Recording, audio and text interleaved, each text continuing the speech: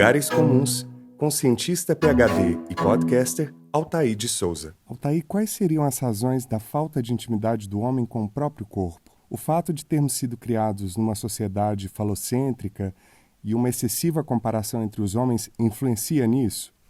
Existe, de fato, uma falta de intimidade do homem com o próprio corpo? É interessante essa pergunta porque a gente tem que definir o que é intimidade, né? Quando a gente vê em estudos mais formais sobre o que as pessoas entendem por intimidade com o corpo, a maior parte dos estudos são pensadas, né, quando você pensa em visão de corpo, são pensadas na mulher. Então a gente tem muitos estudos sobre como as mulheres veem o corpo, tanto de uma forma adaptativa como desadaptativa, e aí tem estudos ligando com problemas alimentares, problemas de autoimagem e por aí vai. E recentemente, isso coisa dos últimos 20 anos mais ou menos, começou-se a notar que os homens fazem parte dessa área de estudo também, né? Dessa discussão enquanto objeto de estudo. E aí tem saído uma grande quantidade de trabalho sobre isso, tanto em escalas, né? Como que você faz para medir a qualidade e o grau de autocuidado, né? Ou de percepção do próprio corpo.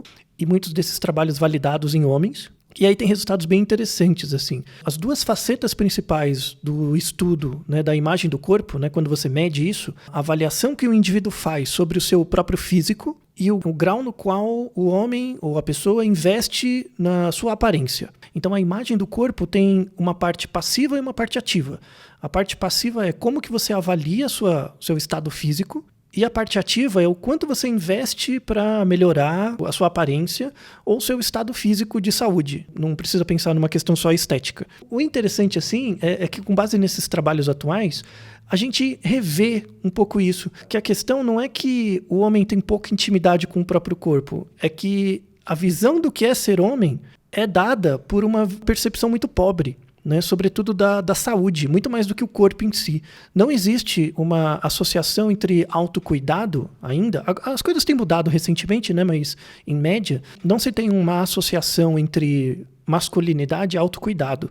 Isso é uma coisa muito, muito recente. É interessante porque os homens são vistos, por exemplo, numa visão de 20 anos atrás, como os provedores. E quem provém, quem é o provedor de algo, não pode ficar doente, não pode passar mal. Então você nem tem tanto tempo para ligar muito para essa autoimagem que não seja a imagem de ser alguém respeitado, de ser alguém que merece o tempo dos outros, que merece investimento.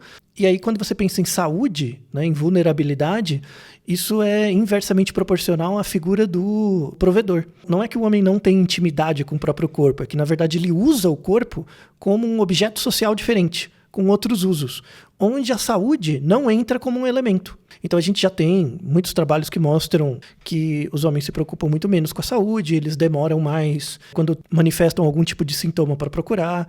Em geral, eles dependem de uma figura, em geral feminina, uma outra figura que ajude, né, que estimule a procurar por cuidados médicos e tal. Quando você pensa nem só em cuidados médicos, mas de autocuidado, os homens têm mais dificuldade, por exemplo, para observar o próprio corpo e verificar que está, por exemplo, ganhando peso ou que os seus indicadores metabólicos por conta da idade estão mudando. Isso é uma coisa que é muito prevalente nos homens, mas não é do homem, é na verdade da figura social dele. Não acredito que necessariamente é uma questão falocêntrica, né? A não ser que você entenda falocêntrica por essa dimensão de ser o provedor, de ser aquele que provém recursos, necessariamente, né? Acho que isso está muito mais atrás dessa maneira como o homem utiliza o próprio corpo como meio social. E a mudança para isso, para você pelo menos aumentar a sobrevida, aumentar a qualidade de vida e por aí vai desses homens, né? É de fato dividir, é de fato abrir mão dessa figura de provedor e ser alguém que está em busca de uma parceria para viver uma vida que merece ser vivida.